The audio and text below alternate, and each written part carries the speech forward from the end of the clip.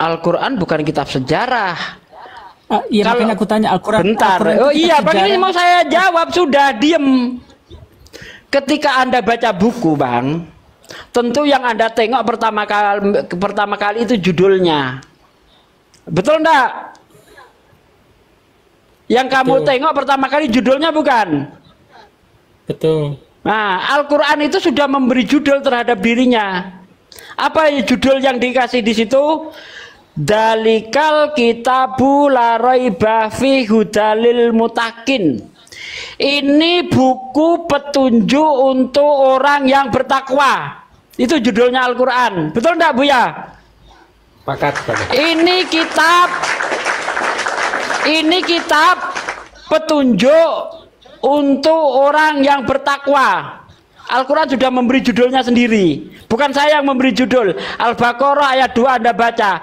Ini kitab petunjuk untuk orang yang bertakwa. Itu dia. Jadi bukan buku sejarah. Walaupun tidak. Iya atau tidak? Bentar, Bang, saya belum selesai, Bang.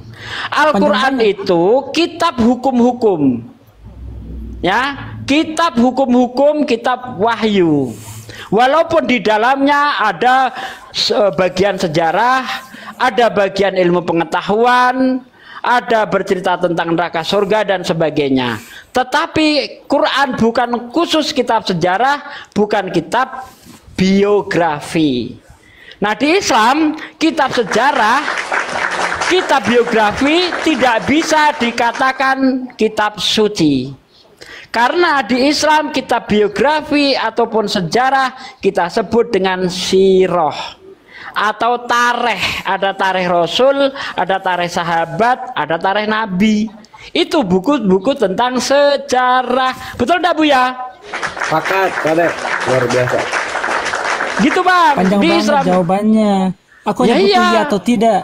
Kan, aku hanya butuh iya atau tidak. Kalau saya sudah memberi jawaban begitu, jawabannya iya atau tidak? Ayo Anda mikir, saya ajak merangsang. Jawaban saya itu menunjukkan iya atau tidak. Ayo mikir. Biar Anda latihan mikir. Karena di gereja Anda hancur. Saya tahu, Bang. Saya tahu, Bang. Bentar. Saya tahu, Bang. Anda ini tidak dilatih mikir.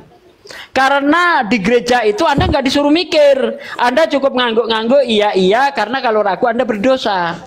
Di Islam tidak, kita disuruh berpikir. Ketika saya mengatakan Al-Quran itu bukan buku sejarah, Anda harusnya bilang apa? Oh, ternyata Al-Quran bukan buku sejarah. Kalau otakmu jalan, tapi sepertinya otakmu mampet, sehingga tidak ngerti apa yang saya sampaikan, atau memang di dalam otak Anda itu tidak ada kapasitas yang bisa menampung. Begitu, Bang.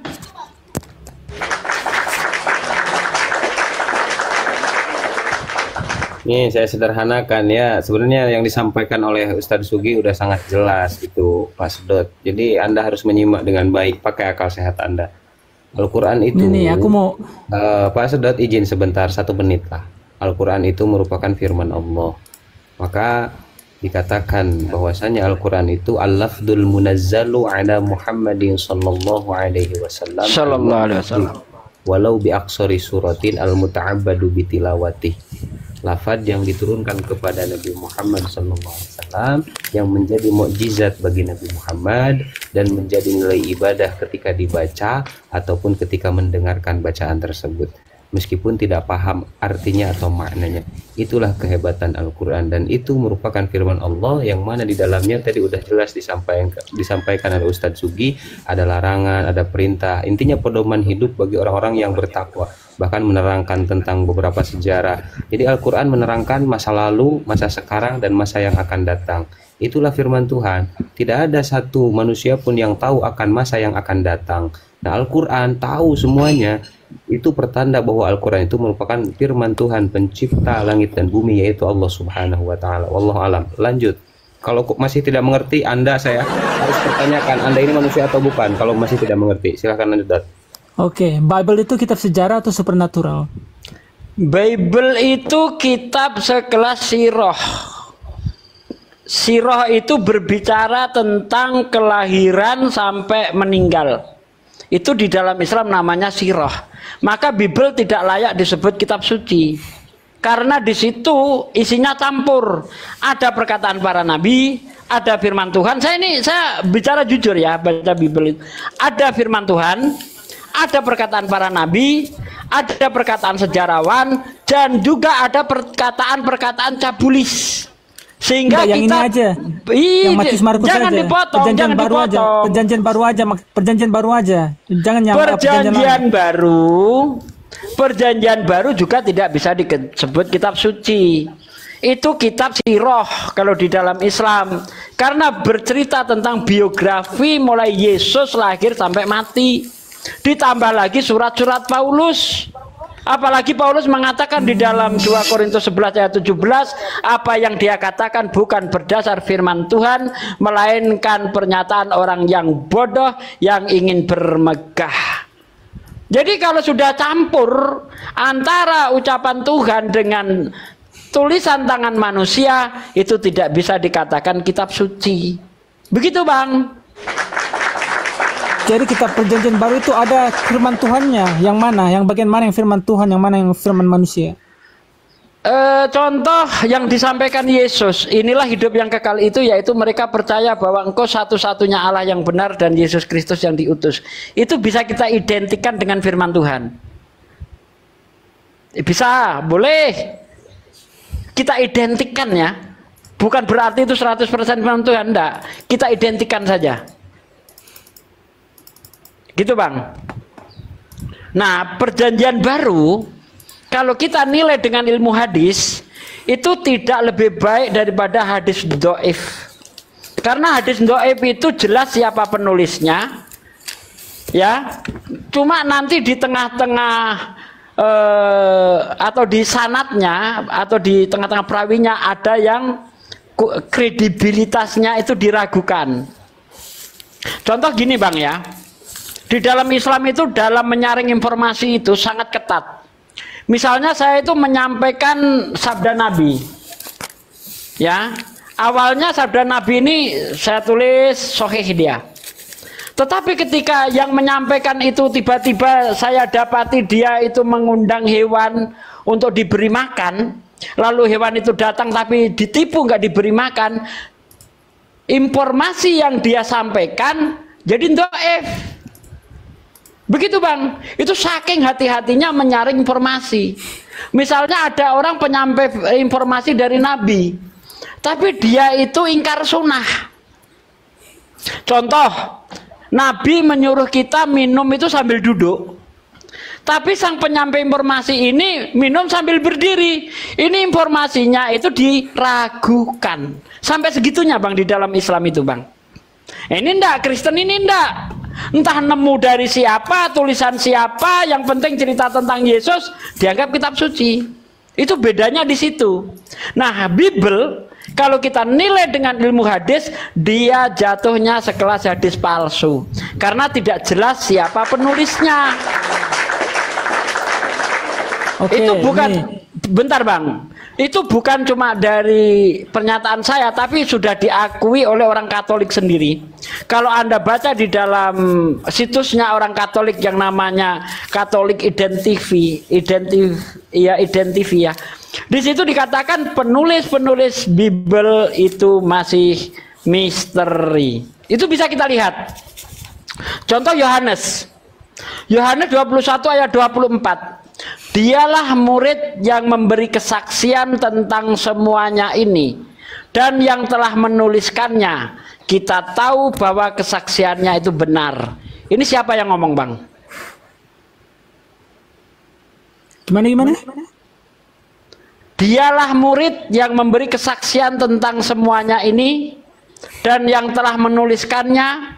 Kita tahu bahwa kesaksiannya itu benar. Yohanes 21 ayat 24. Siapa yang ngomong di sini, Bang? Yang ngomong dialah murid itu siapa? Yohanes berbicara kepada dirinya sendiri dalam orang ketiga. Kepada dirinya sendiri. Itu namanya cacat tata bahasa. Bagaimana mungkin Yesus menyebut dirinya dia? Seharusnya kalau itu Yohanes, akulah murid.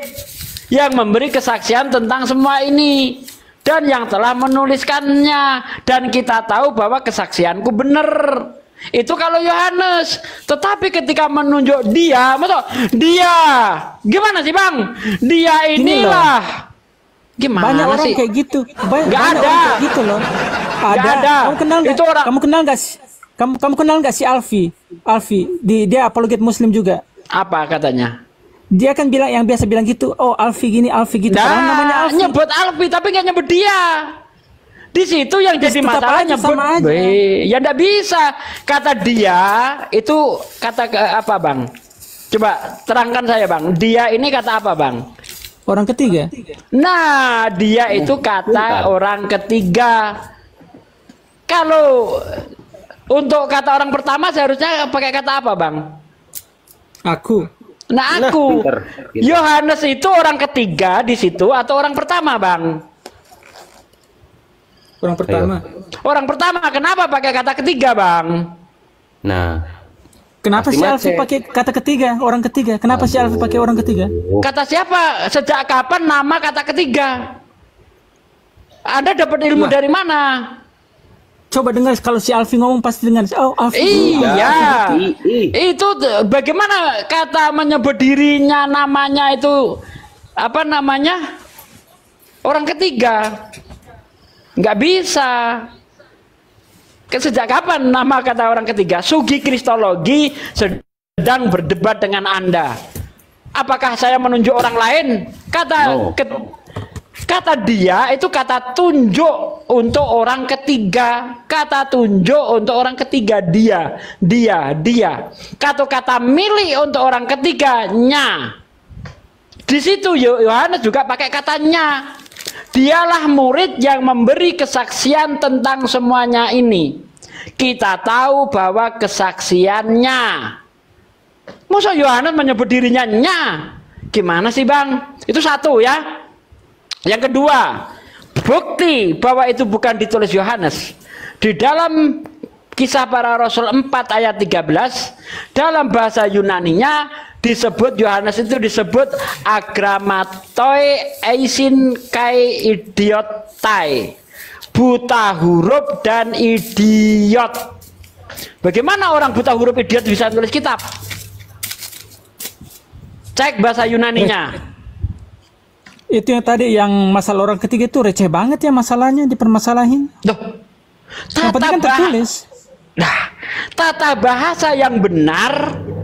Apakah Anda mau mengakui bahwa kitab Anda cacat tata bahasa? Ayo. Ya, kitab Anda cacat tata bahasa gitu? Enggak sih, kami biasa aja. Aku udah baca Alkitab. Kalau menggunakan untuk diri sendiri, menggunakan orang ketiga, kata tunjuk orang ketiga itu cacat enggak? Itu namanya cari-cari kesalahan. Bukan cari-cari kesalahan. Di sini kita bongkar sebenarnya seperti apa. Dalam Kisah Para Rasul 4 ayat 13, Yohanes buta huruf dan idiot. Bagaimana orang buta huruf dan idiot bisa nulis kitab? Itu satu. Yang kedua, Yohanes umurnya sampai 96 tahun. Bagaimana mungkin dia nulis sampai 150 tahun? Dapat dari mana? Siapa yang nerusin itu? Gimana sih? Umurnya Yesus dan Yohanes itu anggaplah imbang, beda-beda tipis. Kalau dia mati di tahun 96, ya, bagaimana mungkin Yohanes selesai ditulis di tahun 150? Yang nulis sopo? Cacat Bang, cacat. Jangan modal imani saja, otak dipikir, otak dipakai Bang. Jangan modal iman saja Bang. Orang beragama itu antara iman dan akal harus sesuai. Kalau iman saja yang Anda andalkan, Anda buta. Kalau akal saja yang Anda pakai, Anda pincang, jadi ateis. Mantap. Oke, jadi menurut kamu Matius Markus mencatat seluk-beluk Yesus Kristus ini atas perintah Tuhan atau bukan? Nggak ada Matius Markus menulis, nggak ada. Mana ada? Mana autografannya? Anda ngerti autografan enggak? Apaan tuh? Aduh. Aduh, biografi. Autografa itu yang ditulis langsung oleh mereka itu mana? Karena kitab Matius, Markus, Lukas, Yohanes itu nama itu nanti disematkan kepada mereka itu abad keempat. Ngerti? Sebelum itu nggak ada Matius, Markus, nggak ada. Belajar bang. Makanya kitab Anda, kodek yang paling tertua itu dari tahun berapa? 350 Masehi yang kita sebut Kodeks Vatikanus dan Kodeks Sinaiticus. Setelah itu ada kodek lagi nanti di abad kelima, apa namanya, Kodeks Bizai. Ada berdalam bang, berdalam ilmu Anda bang. Oke, jadi gini nih, jadi fix ya Al-Quran itu wahyu dari Allah, Bible itu hasil pemikiran manusia gitu ya? Hasil penyelidikan. Iya, hasil penyelidikan manusia. Iya, kan? Al-Quran fix. Oke. Dari Allah. Mau bukti? Oke. Mau bukti Al-Quran dari Allah? Enggak, tunggu dulu. Biarkan saya bertanya ini. Kalau begitu, bagaimana penulis Bible tahu pertemuan antara Maria dan malaikat Jibril jauh sebelum Al-Quran diturunkan? Itu kan hanya dari dongeng ke dongeng, bang. Namanya kenapa dimasukin di Al-Quran kamu? Kenapa dimasukin ke Al-Quran kamu? Di mana Al-Quran ngutip dari Bible itu di mana? Aku tanya. Anda ini jangan gini bang. Nabi Muhammad itu tidak pernah membaca kitab-kitab sebelumnya. Nabi Muhammad tidak bisa bahasa Yunani dan Ibrani. Sementara tidak ada kitab Bible yang berbahasa Arab sebelum tahun 861 Masehi yang kita sebut Kodeks Mount Sinai, kodenya 151. Nggak ada Bible bahasa Arab. Nabi Muhammad nggak ngomongin. Bentar. Ini kamu kan bertanya, saya jelaskan. Jadi karena Nabi Muhammad itu tidak bisa bahasa Ibrani ataupun Yunani, mustahil Nabi Muhammad dapat informasi dari kitab sebelumnya itu. Kecuali ada kitab terjemahan yang berbahasa Arab. Mungkin. Tapi karena tidak ada Bible bahasa Arab sebelum tahun 800, sementara Nabi Muhammad itu lahir sekitar tahun 535, ya 300 tahun kemudian baru ada Bible. Bagaimana mungkin Nabi Muhammad mengutip Bible bahasa Arab maksudnya? Nggak mungkin. Ceritanya beda bang. Tunggu dulu, saya nggak ngomong tentang Muhammad. Saya sama sekali nggak ngomong tentang Muhammad. Saya izin ini di bawah Oten banyak yang kepanasan ya karena Ustadz Sugi ini memang benar-benar paham Bible. Oten kepanasan di bawah kejang-kejang. Ikhwan Pila bantu tap-tap layar ya biar kuat komannya biar kagak rungkat ya. Dan Oten ini banyak yang minta naik, cuman Oten penghujat ini Pak De. Banyak yang minta naik, cuma para penghujat doang. Lanjut Dot. Ya tadi sudah saya buktikan. Dari ayat saya buktikan Yohanes bukan. Ya, bukan penulis. Dari sejarah Yohanes juga bukan penulis. Bagaimana mungkin orang mati bisa nulis kitab itu dari mana? Ya udah fix. Nah, terus apa lagi? Jadi kan udah fix Al-Quran itu Al-Quran itu wahyu dari Allah, Bible itu penyelidikan manusia, begitu kan? Oke. Nah, pertanyaan saya tadi kan gini, bagaimana penulis Bible tahu pertemuan antara Maria dan malaikat Jibril jauh sebelum Al-Quran diturunkan? Oke, kan udah saya jawab tadi. Dia itu hanya mendengar berita-berita. Makanya Lukas mengatakan apa di situ? Banyak orang yang berusaha menulis. Ya kan? Setelah aku mengetahui, aku membukukannya dengan teratur bagimu Theophilus. Kan begitu? Dari dongeng-dongeng, Bang. Nah, karena dongeng-dongeng dari mana bukan dongeng? Jadi Jibril ketemu Maria itu dongeng menurut kamu? Bukan Jibril dengan Maria yang dongeng. Informasi yang diterima Lukas itu dari dongeng-dongeng, dari cerita-cerita. Nah, namanya juga cerita, ada yang benar, ada yang salah.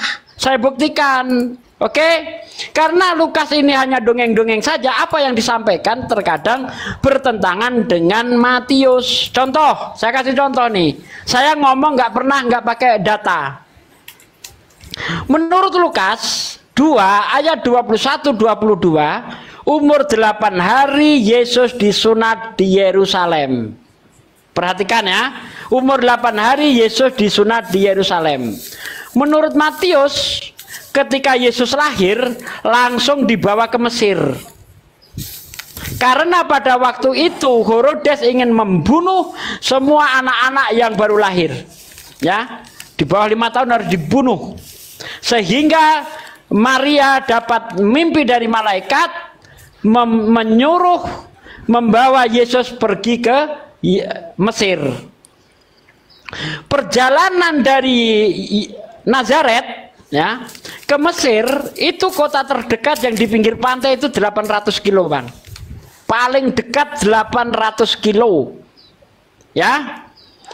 Kalau kemampuan manusia berjalan sehari 50 kilo, berarti untuk menempuh 800 kilo perlu waktu 16 hari. Berarti ketika umur 8 hari Yesus itu di tengah perjalanan sudah menempuh jarak 400 kilo. Bagaimana mungkin orang yang sudah 400 kilo jauhnya dari Yerusalem saat itu juga disunat di Yerusalem? Masuk akal enggak? Ayo. Enggak ya, kok jadi melebar kemana-mana ya? Ini saya ingin membuktikan bahwa dongeng itu ada yang betul, ada yang salah, gitu loh. Kok dongeng? Nah, itu. Jadi yang Pak mana Desugi, yang benar? Pak Desugi, nabinya Kristen ini mau turun tangan, mau naik siluga, gimana? Enggak usah, enggak ada ilmunya dia, enggak ada ilmunya. Ya, cuma modal congor, ya. Coba jawab ke saya, yang benar menurut Matius atau menurut Lukas? Kenapa kisah Maria dan Yesus Bang, dan Maria dan jawab Jibril? dulu bang, yang benar menurut Matius atau menurut Lukas? Jawab. Yang penting dicatat itu cerita Yesus. Aduh, yang penting nyatet ya. Orang Yang gila penting juga firman Tuhan pandai gitu bang, bang. Gimana bisa lari sih? dari masalah, Saya tanya, mana yang benar Matius atau Lukas? Jawab dong. Ayo gentle, jujur. Jawab. Suka-suka kamu yang mana aja. Aduh, ini mah anak-anak udah ganti. Saya ingin cari yang berbobot. Udah ganti. Ada nggak menjawab pertanyaan saya? Untuk apa saya teruskan? Saya ingin orang yang jujur. Ya begini, ini pengajaran dari Pak Desugi ini gratis, tanpa perpuluhan, tanpa persembahan kasih. Sebenarnya Oten ini tinggal mendengarkan dengan baik, ya dicerna dengan akal sehat. Tapi Oten ya susah memang. Pak Joker, selamat malam Pak Joker. Selamat malam saudaraku. Ya Pak Hunter, selamat malam Pak Hunter. Hunter, buka mute-nya Pak. Kalau tidak saya turunkan. Ahi Julkipli, assalamualaikum. Hunter saya turunkan ya. Waalaikumsalam Bu ya. Assalamualaikum Pak Dek. Waalaikumsalam warahmatullahi wabarakatuh. Dan Ikhwan Pillah ya, ini akun Pak Desugi, akun baru yang belum follow di follow, dan ini akun Ahi Julkipli juga kayaknya baru. Semuanya lah yang belum di follow di atas di follow aja ya, kecuali si Joker. Lanjut Pak Joker, apa yang mau ditanggapi silakan Pak Joker. Anda saya harapkan Kristen santun ya, silakan. Oke, terima kasih Pak Bibel berjalan. Boleh saya bertanya atau mungkin Pak Bibel bisa memberi pencerahan? Boleh. Nah, terkait tentang pernyataan Pak Bibel tadi bahwa Yohanes ataupun Markus bukan penulis dari Injil itu, secara pembuktiannya bagaimana Pak? Kita ke Yohanes dulu ya. Yohanes 21 ayat 24. Dialah murid yang memberi kesaksian tentang semuanya ini. Kita tahu bahwa kesaksiannya itu benar. Ya, kita tahu bahwa kesaksiannya itu benar. Pertanyaan saya, siapa itu yang ngomong dialah itu?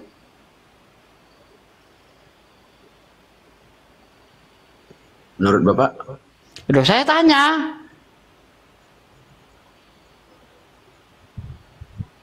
Kira-kira siapa yang nulis? Ya, kan kalau nggak tahu, kalau nggak tahu tinggal bilang nggak tahu, jujur aja, nggak apa-apa Pak Joker. Lanjut.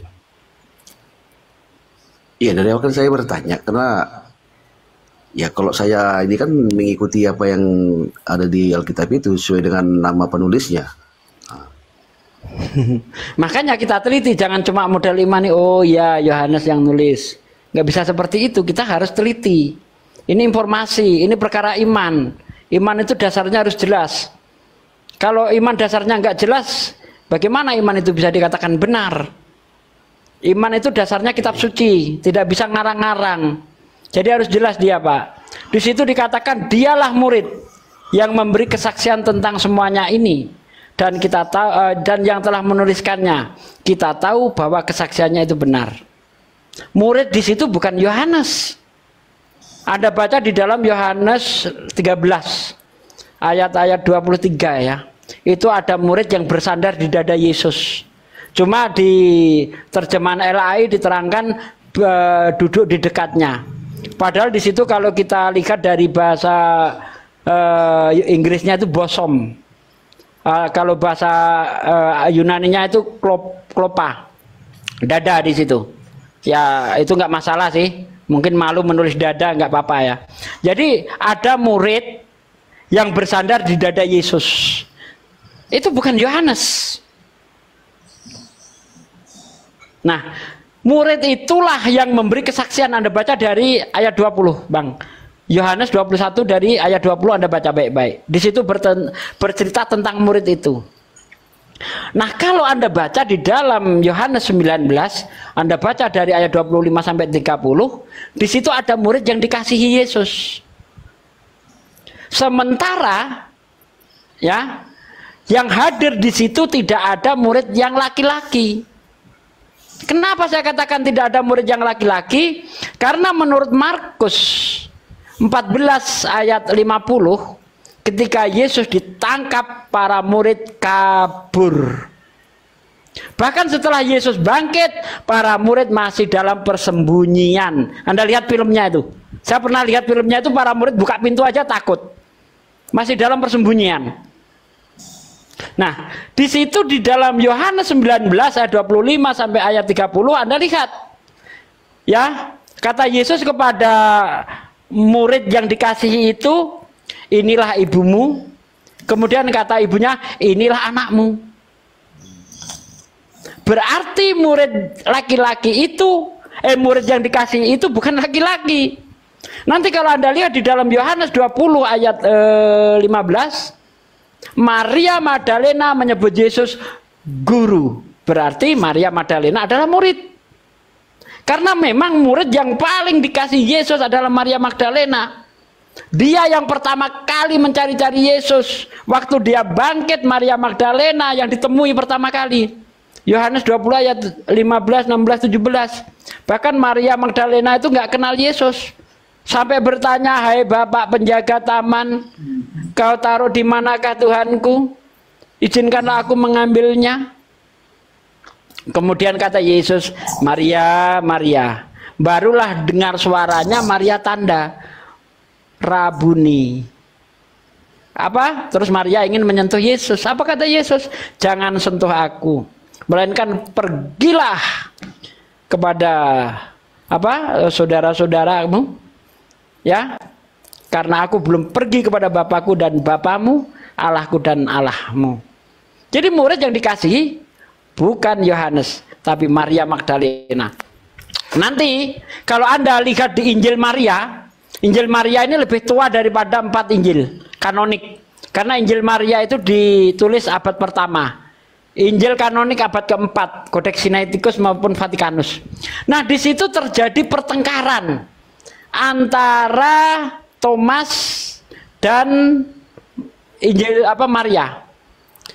Di situ bagaimana mungkin sang juru selamat itu memberitakan kepada wanita? Coba dicek di Injil Maria. Ada itu, saya ingat itu. Berarti yang nulis ini, yang dimaksud di dalam Yohanes 21 ayat 24 adalah Injil Maria yang ditulis oleh Maria, karena Maria adalah murid yang dikasihi Yesus. Begitu, Bang. Bentar Pak Joker, aduh ini kapal. Bentar Pak Joker izin, kapal oleng ini. Kapal, bentar Pak Joker izin bentar. Kapal oleng ini Pak Joker, biar kagak rungka dia. Ikhwan Pila jangan lupa ya. Kopi-kopi. Tap layar. Lanjut Pak Joker, lanjut. Coba saya bukakan Injil Maria ya.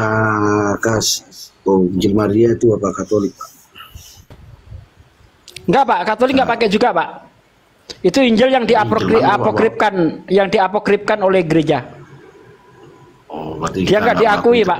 Enggak diakui. Iya, Tapi dia lebih tua daripada 4 Injil kanonik. Ya, mau apapun itu, Pak, itu enggak diakui umat Ya. Kristen, Pak. Nih, Injil Maria. Aduh. Bentar ya, saya bukakan nih ya, saya nggak bohong. Bentar. Saya bukakan Injil Maria nih. Aduh, mau buka kamera kok susah banget sih. Nih. Injil Maria waktu ditulis 120 sampai 180. Ya, ini nanti isinya saya bacakan ya. Coba isinya saya bacakan. Dalam teks yang fragmentaris, para murid mengajukan pertanyaan-pertanyaan tentang yang telah bangkit itu dan dijawab. Kemudian mereka berduka cita dan berkata, bagaimana kita dapat pergi kepada orang non-Yahudi dan memberitakan tentang Injil Kerajaan kalau ia sendiri tidak diselamatkan? Bagaimana kita dapat terlepas darinya? Dan Maria menyuruh mereka menguatkan hati. Marilah kita memuji kebesarannya karena ia mempersiapkan kita dan menjadikan kita orang-orang yang pemberani. Kemudian ia menyampaikan penglihatannya yang memperlihatkan pengaruh-pengaruh gnostik. Perlihatan tidak disetujui umum. Tetapi Andreas menjawab dan berkata kepada saudara-saudaranya, apa pendapat kalian tentang apa yang baru saja dikatakan itu? Karena aku tidak percaya bahwa juru selamat telah mengatakan semua ini. Karena jelas bahwa ajaran-ajaran ini berasal dari pemikiran yang berbeda. Petrus juga menentang Maria sehubungan dengan bahan-bahan ini dan bertanya kepada mereka tentang juru selamat. Jadi apakah ia berbicara secara rahasia kepada seorang perempuan dan bukan kepada kita dan bukan secara terbuka? Apakah kita semua harus berbalik dan semuanya mendengar dia? Apakah juru selamat lebih memilih dia, Maria, daripada kita? Nah kan, jadi apa yang saya sampaikan suwe, Bang. Iya, walaupun itu sesuai menurut Pak Ustadz Sugi, tapi yang jelas itu tidak diimani oleh umat Kristen. Ya nggak apa-apa, saya nggak berbicara imannya Kristen, Pak. Kita berbicara data, itu intinya. Ya, silakan yang lain. Saya mau makan mie dulu bentar. Monggo yang lain dilanjut. Ngopi dulu, Pak Ade, luar biasa. Begitu Pak Joker ya. Jadi ketika Pak Ade bernarasi, waalaikumsalam warahmatullahi wabarakatuh, Bunda Mila. Hebat nih, hebat. Iya, beliau selalu pakai data. Karena apa? Karena sesuai dengan namanya, Bible berjalan. Itu bukan hanya nama gitu, karena sesuai. Beliau ini luar biasa. Ya, silakan Pak Joker ditanggapi gimana itu, silakan. Intinya kan begini, mau data apapun itu, jika memang data itu memang ditolak dengan dasar keimanan Kristen, ya itu sah-sah juga buat kami. Ya terserah mau data dari manapun, tapi kalau memang dari dasarnya itu memang ditolak, ya kita minta maaf aja. Begini Pak Joker, maaf. Kami di sini bukan membicarakan tentang iman. Ya, tidak peduli bagi kami. Pak Joker mau nyembah apapun, mau nyembah kancing baju, mau nyembah manusia, mau nyembah apa itu nggak ada buat kami, nggak ada pengaruh gitu. Kami di sini hanya membuka room untuk diskusi biar mengedukasi berdasarkan data ya dalam Bible itu sendiri seperti apa. Jadi masalah iman kembali kepada diri masing-masing Pak Joker. Jadi kalau berdiskusi Pak Joker utamakan data dan dalil dan jangan lupa akal sehat. Lepas dulu doktrin dan dogma karena tidak akan berjalan diskusi kalau mengutamakan doktrin dan dogma. Begitu Pak Joker. Iya itu betul, maksudnya gini, tadi kan Ustadz Bible membawa data dari Injil Maria, tapi kan bukan satu keharusan bagiku untuk mempercayai bahwa apa yang dibawa Pak Ustadz Bible tadi itu satu kebenaran. Berarti kan saya berhak juga untuk membantah hal itu, karena hal itu yang saya tahu Injil Maria itu tidak ada dalam salah satu isi ayat yang ada di Alkitab yang kami percayai. Iya itu berarti menjadi bukti ya Pak Joker bahwa di dalam kekristenan ini terutama di dalam kitab suci yang dinamakan dengan Bible yaitu memang mencomot-comot dari kitab-kitab terdahulu seperti Perjanjian Lama gitu kan, dicomot mana yang kira-kira mendukung terhadap ketuhanan Yesus dan lain sebagainya. Jadi intinya tidak mandiri memang Bible ini, mengambil kata-kata Islam. Nah, seperti itu Pak Joker. Maka terbuktilah bahwa Bible ini benar apa yang disampaikan oleh Pak Desugi tadi, itu hasil penyelidikan, bukan firman Tuhan. Jadi orang-orang menuliskan di sana, sehingga mungkin Pak Joker pernah, ya saya berbaik sangka, Pak Joker pernah baca dari Kejadian sampai Wahyu. Coba, pantas tidak gitu, kitab suci banyak ayat-ayat yang kontradiksi, bahkan ayat pesundalan dan lain sebagainya. Kalau menurut saya sebagai manusia yang punya akal sehat, tidak layak yang namanya kitab suci seperti itu, Pak. Kang Chan, masih monitor Kang Chan? Udah tidur. Bunda Rahma? Udah tidur. Hijul Kipli? Oh ada, Bunda. Ada, siap. Bunda Rahma dulu barangkali, silakan Bun. Pasti udah bangun nih donat. Makan donat dulu Bun. Oh, Masya Allah. Silakan Bunda Rahma masuk dulu Bun. Silakan sebelum ke Hijul Kipli. Pak Desugi lagi makan. Nih? Tuh, Joker. Joker.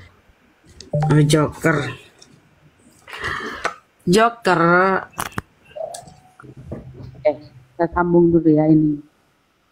Dan untuk Oten di bawah ya, Oten yang mau naik typing ya. Oten kalau ada yang mau naik typing, karena yang naik banyak banget ini. Dan Muslim mohon maaf saya gak naikkan dulu. Oten mau naik typing saya Oten gitu. Oten itu berkeliaran kalau ini ya udah menjelang subuh ya. Iya, karena tadi juga kepanasan. Penjelasan dari Pak Desugi kan Oten di bawah banyak yang kejang-kejang. Room goyang memang ini. Kalau ini apa sakitnya nih? Apa keluhannya? Kalau Pak Joker ini agak kayaknya bisa disembuhkan ini Pak Joker. Agak mending lah penyakitnya, tidak terlalu parah. Oke, nah saya tanya Pak, alasan apa nih? Oh, tinggi lah boleh naik.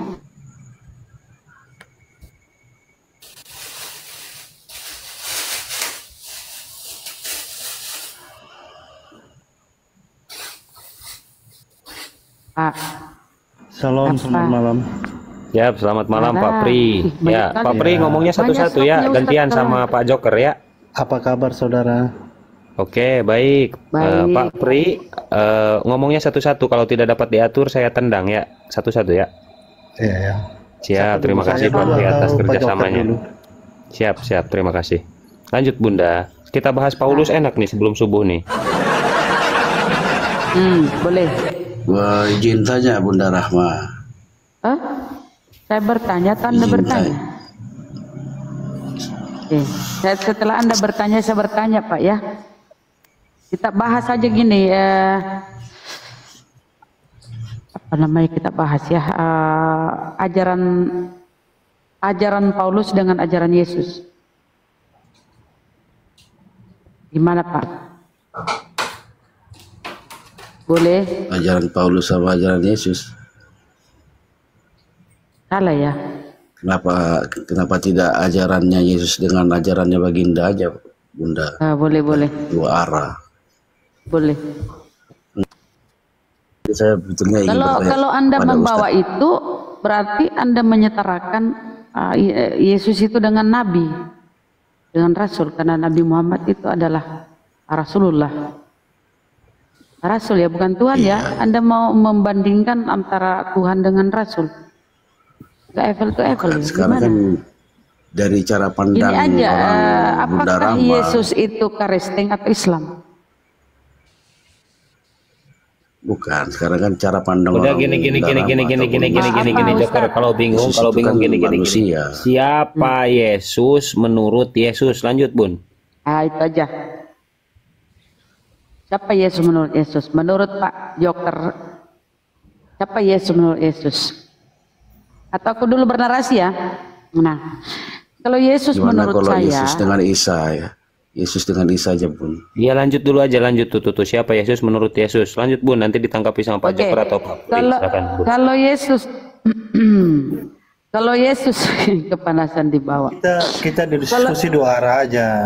Kalau Yesus kan itu satu Iya, arah kita tuh. buktikan apakah Yesus Jadi, itu Yesus dengan sabarlah Rasul dulu, aja. kau udah diatur oleh host, kau diam.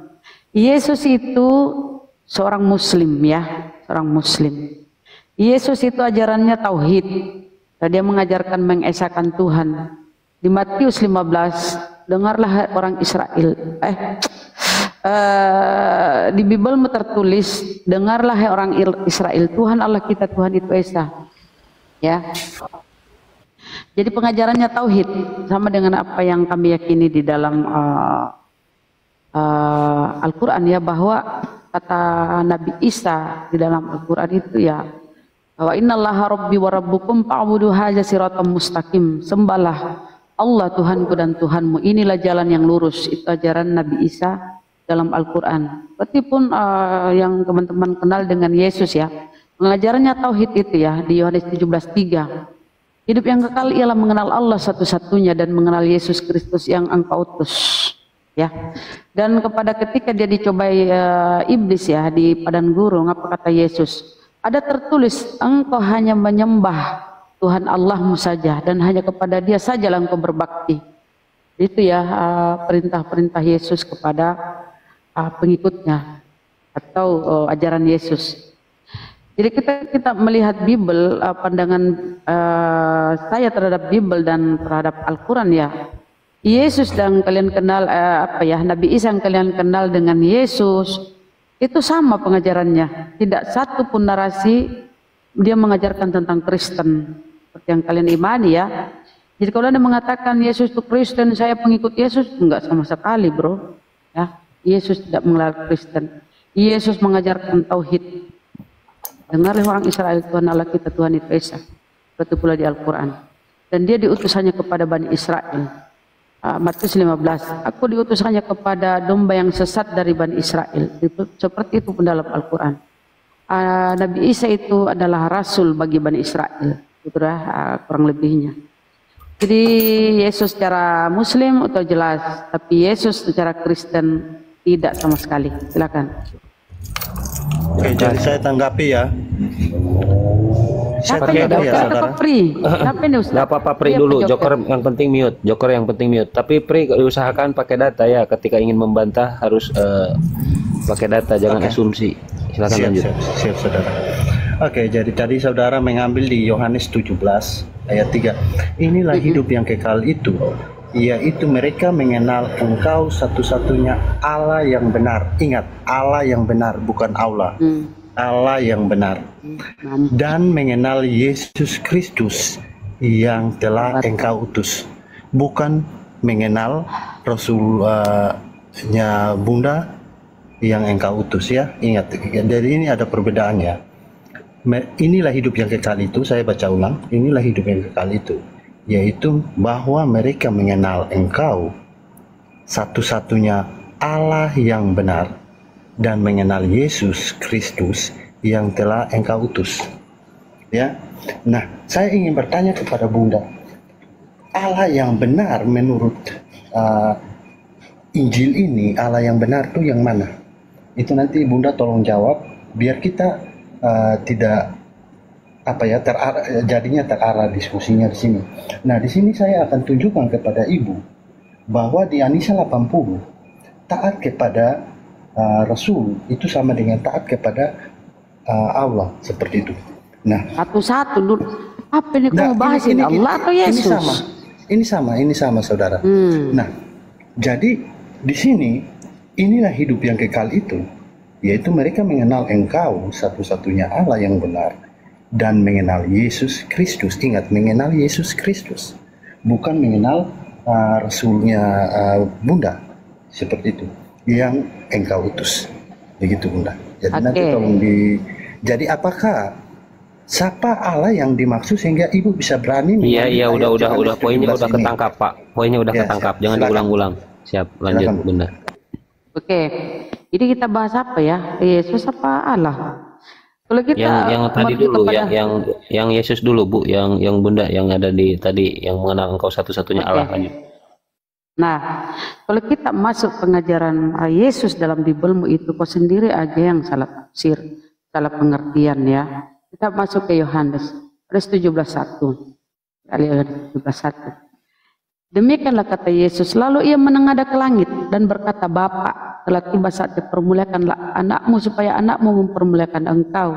Sama seperti engkau telah memberikan kepadanya kuasa atas segala yang hidup, demikian pula akan memberi hidup yang kekal kepada semua yang telah engkau berikan kepadanya.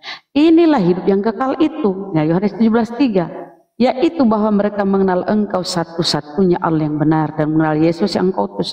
Pengajaran Yesus di dalam Bibelmu itu sama dengan apa yang diajarkan Nabi Isa di dalam yang disampaikan firman Allah dalam Al-Quran. Ya, wa innallaha rabbi wa rabbukum fa'buduhu hadza siratal mustaqim. Sembahlah Allah Tuhanku dan Tuhanmu, inilah jalan yang lurus. Ya, seperti pula ajaran Yesus bahwa dia memperkenalkan hanya Allah satu-satunya. Hanya Allah satu-satunya yang benar, dan Yesus itu utusan. Apa itu utusan? Rasul. Bahasa Arabnya utusan itu rasul. Nah, itu ya.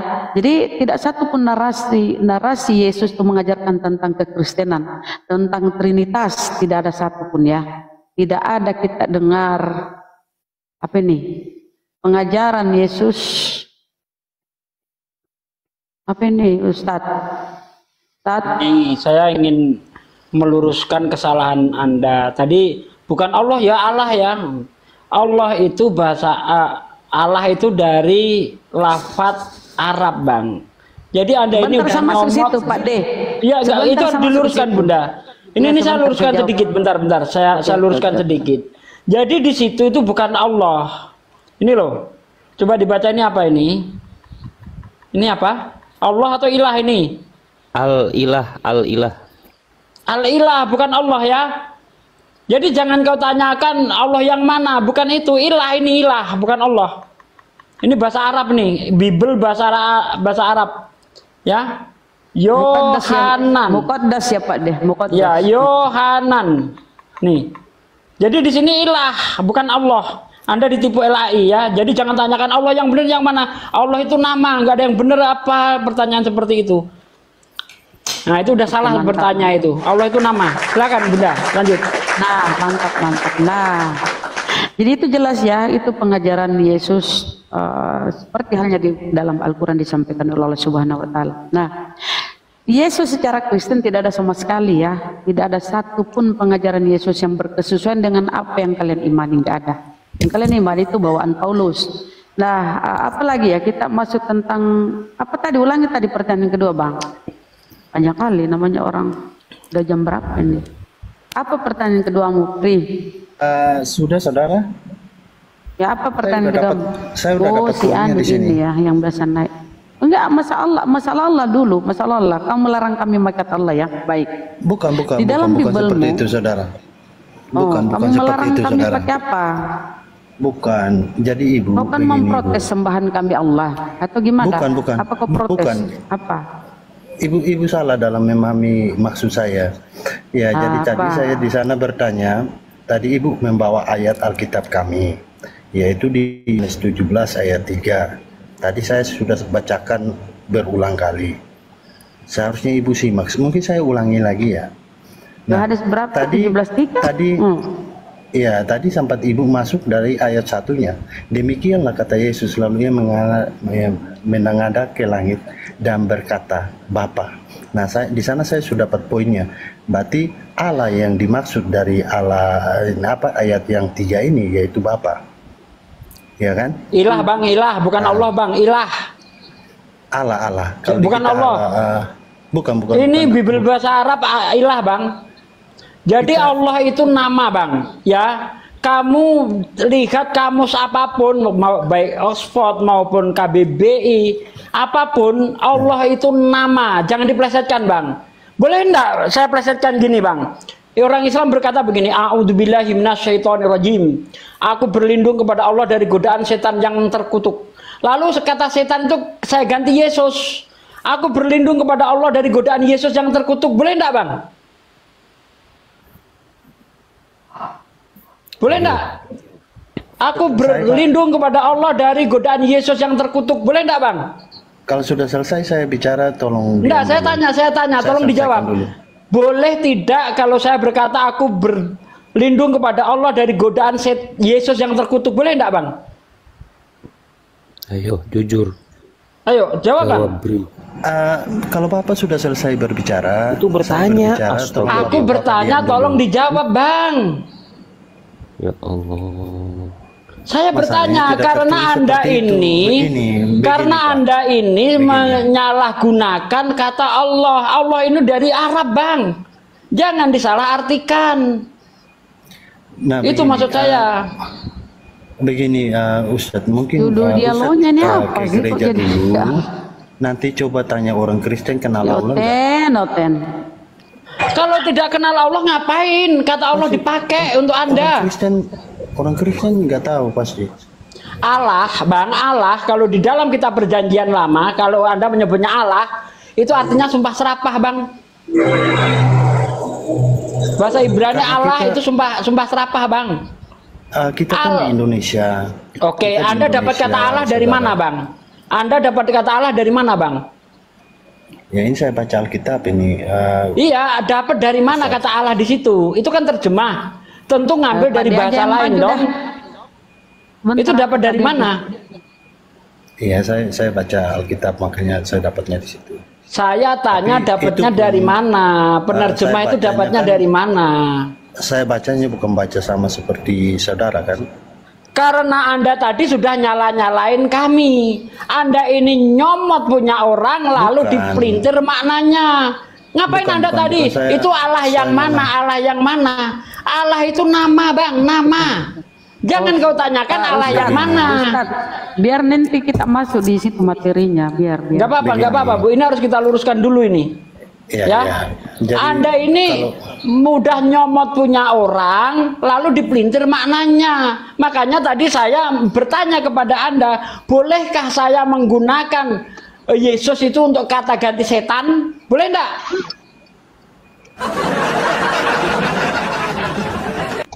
Boleh enggak? Boleh enggak setan saya ganti dengan Yesus? Boleh enggak, Bang? Oh, berarti Allah ini itu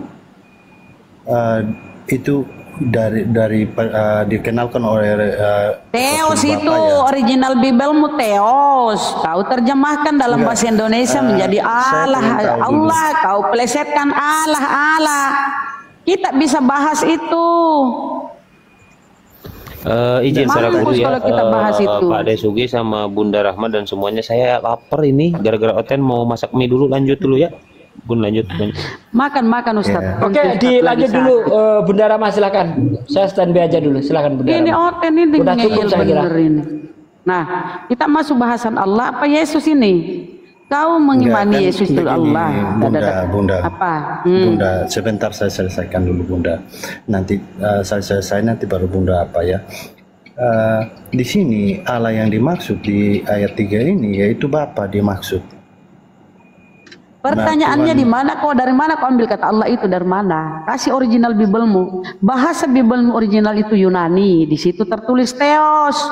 Theos itu diterjemahkan ke dalam bahasa Inggris. Kamu diam, nyimak supaya kau enggak betul kali ya.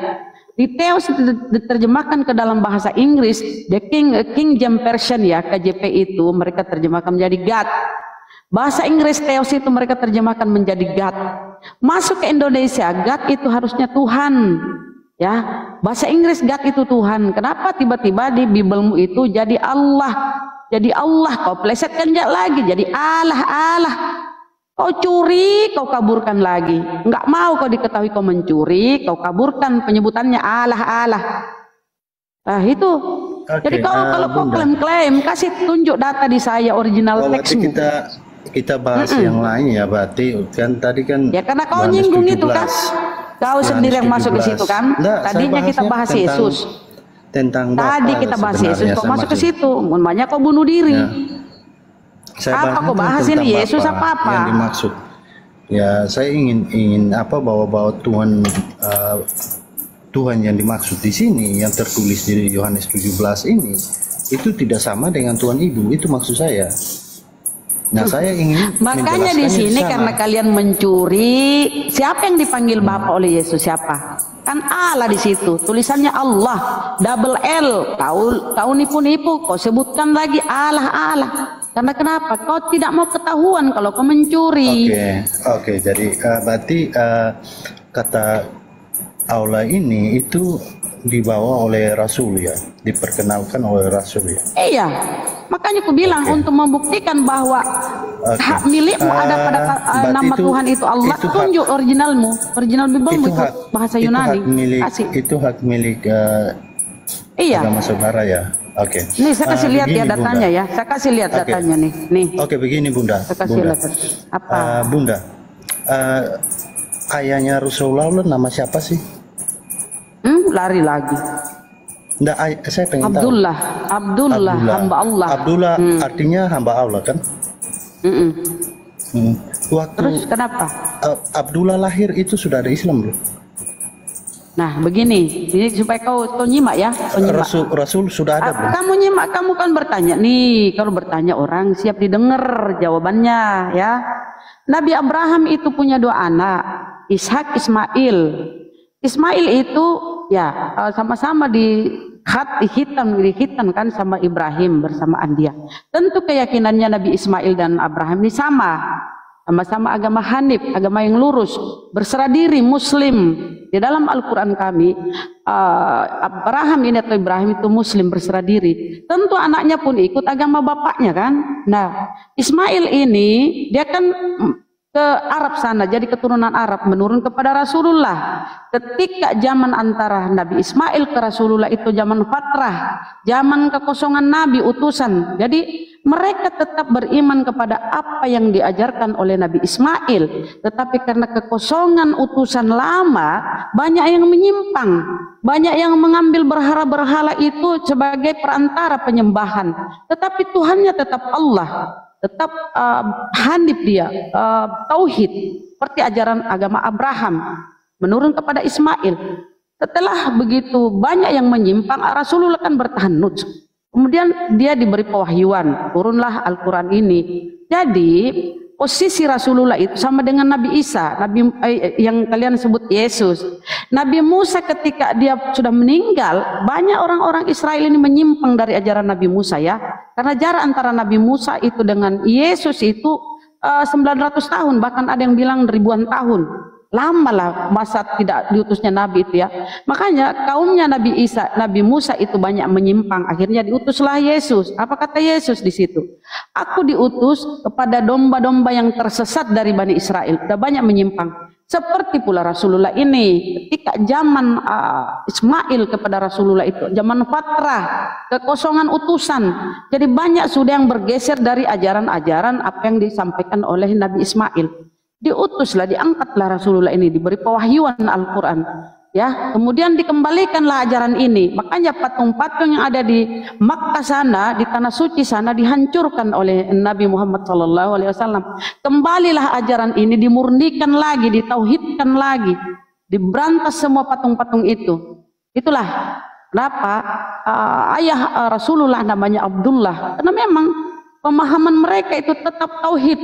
Cuma dia memakai patung-patung dewa-dewa itu ya, seperti kalian ini kan memakai perantara kepada Tuhan, ada Yesus. Kalian memakai perantara penyembahan melalui Yesus, tapi tetap Anda juga menuhankan Allah atau Bapa yang digelari oleh Yesus. Begitu. Hanya kenapa namanya ayahnya Abdullah, hamba Allah. Oke? Nah, saya sekarang heran sama Kristen. Abraham 2 anaknya kan, Ismail, Ishak. Ismail menurunkan kepada Islam yang dibawa oleh Rasulullah. Keturunannya nyambung kepada Nabi Ismail Rasulullah ya. Ishak menurunkan 12 Bani Israel, ya kan? 12 Bani Israel ini Ishak dari Yakub anaknya kan. Nah, kalau Kristen ini dari mana? Apakah kau bisa menjelaskan nyambungnya Kristen ini kepada Bani Israel atau Bani Ismail? Silakan. Atau kau ini Bani apa?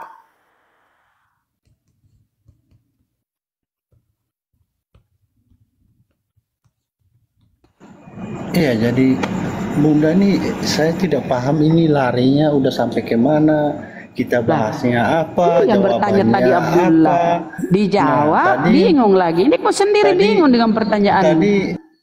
Saya tanya, kau nyambungnya kepada Bani apa? Bani Romawi. Nyambung kok ke Bani Romawi. Karena makanya surat-surat Paulus itu ditujukan kepada jemaatku di Roma, jemaatku di Filipi. Jemaat-jemaat yang dituju itu ya. Jangan saya di mute dulu. Nah, kau kan belum jawab. Apa dulu ini ada Bunda Sumangkut. Bunda Sumangkut, assalamualaikum Bun. Oh, Waalaikumsalam warahmatullahi wabarakatuh. Bun. Mendukung apa yang disampaikan Bunda Rahma. Beliau tuh ikut tema loh Abang Free. Hormat untuk Abu Yasrong, Tuan host, dan tuan-tuan di sini ada Kang Sugi. Apa kabar? Pak D Sugi sehat nggih? Bible berjalan, ada Bunda Mila dan Abang Razi. Bang Free, sebenarnya yang disampaikan Bunda Rahma itu mengikuti dikit Bun, saya selesaikan dulu. Bunda, bentar saya selesaikan dulu, izin. Nah, izin. Dua pertanyaan saya ya, dua pertanyaan.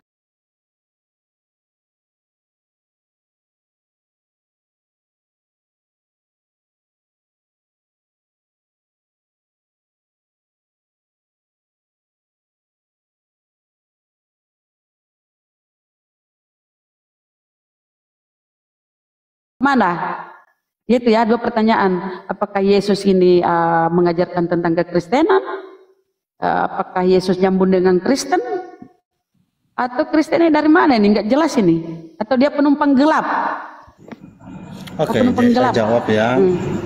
Sebelum saya jawab, saya juga ingin meluruskan Ibu dulu yang tadi mengangkat Abraham ya. Nah, kita lihat di Kejadian 17. Bahkan di sana ketika Abraham berumur 99 tahun, maka Tuhan menampakkan dirinya kepada Abraham dan berfirman kepadanya, "Akulah Allah yang Maha Kuasa, hiduplah di hadapanku dengan tidak bercela." Nah, itu di Kejadian 18 ayat 1 juga sama. Itu Tuhan menampakkan diri. Apa kau angkat di situ apa? Apa yang mau kau angkat di situ apa? Sebentar Bunda. Terus kepada Musa juga ada Tuhan pertanyaan berbicara. Di pertanyaan saya, di mana Yesus itu nyambung ke Kristen? Di mana Yesus mengajarkan kekristenan? Nah, di sini kan judulnya siapa Yesus? Siapa Yesus menurut Yesus? Saya tanya, yang kau disuruh jawab beda kau jawab. Saya akan jawab. Yang kau tanya beda, yang lain kau juga beda jawab. Saya masih tanggapi Ibu, saya masih tanggapi Ibu. Sabar Ibu ya, sabar ya. Oke. Jangan kau ke kejadian. Kita nggak bahas itu dari mana Abraham, enggak. Kan saya tanya kau, Yesus itu, abang, ya ampun. Yesus itu dari mana nyambungnya ke Kristen? Ibu, dari mana nyambungnya Yesus secara Kristen mana? Ibu sabar, saya masih ngomong ke Ibu, potong terus bagaimana? Tapi dengar ya pertanyaan saya ulang ya. Di mana Yesus nyambung Kristen ya? Dengar dulu. Iya, saya akan jawab itu. Jadi kalau memang Tuhannya Ibu sama seperti Tuhan ini yang dimaksud dalam kitab Kejadian ini, yaitu Abraham yang Ibu kutip tadi, apakah Tuhannya Ibu pernah yang Tuhannya diperkenalkan oleh Rasul Ibu ini pernah memperkenalkan dirinya seperti kurang lebih berteofani seperti di Kejadian 17 dan kepada Musa, kepada Bani Israel, apakah pernah? Nah, itu terhitung dari Rasulullah dan sahabat-sahabatnya, karena yang memperkenalkan Tuhan ini kan Rasulullah. Nah, itu satu. Terus saya akan menjawab, apakah Yesus itu Kristen? Saya akan jawab ini. Ibu harus tahu, Kristen adalah pengikut Yesus. Nah, kalau Yesus Kristen, berarti Yesus mengikuti Yesus, begitu? Ini letak kekeliruan Ibu. Ibu bertanya, tapi Ibu tidak tahu apa artinya pertanyaan Ibu itu. Oke? Terima kasih. Silakan Ibu. Saya pertanyaanku, apakah Yesus itu mengenal Kristen, mengajarkan kekristenan? Ya, nggak ada ya, nggak jawab ya. Nah, saya jawab pertanyaanmu. Jadi Kristen ini apa ya, penumpang gelap, nggak jelas dari mana dia ya Kristen. Nah, di dalam Al-Quran kami di surah An-Nahl ya tertulis bahwa Bismillahirrahmanirrahim, Tumma auhayna ilaika anittabi'a millata Ibrahim hanifa wa ma kana minal musyrikin. Kemudian kami wahyukan kepadamu Muhammad, ikutilah agama Ibrahim yang lurus dan dia bukanlah termasuk orang musyrik. Jadi ini kenapa kami mengatakan bahwa Abraham itu muslim? Karena ini Allah berfirman dan mengatakan berfirman kepada Rasulullah bahwa ikuti agama Abraham. Agama Abraham itu agama yang lurus, agama Hanif, bukan termasuk orang musyrik. Nah, nyambung kan? Nah, saya tanya kau, di mana nyambungnya Karisting itu kepada Abraham? Di mana nyambungnya Karisting itu kepada agama-agama Yahudi?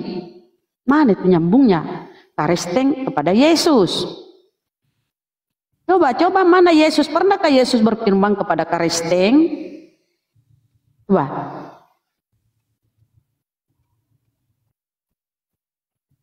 Selesai. Oke, jadi tadi saya sudah jawab ya. Entah ibu mungkin tidak paham apa itu Kristen, ibu mungkin tidak paham. Nah, Kristen itu saya ulang ibu. Kristen itu adalah pengikut Kristus. Apa ya yang kan? kau ikuti dari Yesus? Apa? Ya, mengikuti Injil itu.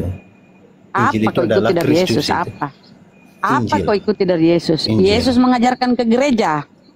Yesus Injil. mengajarkan kau nyanyi-nyanyi Saya tepuk tangan di gereja. Saya tanya kau. Oh, entar. Saya Ini kan tunggu. Jason ini.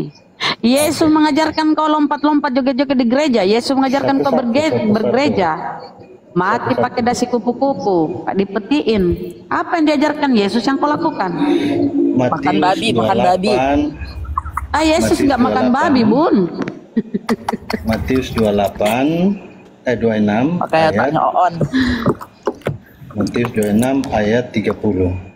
Coba bentar saya baca. Matius 26 ayat 30. Kepanasan noten di bawah. Mampus kau. Sesudah menyanyikan nyanyian pujian, pergilah Yesus dan murid-muridnya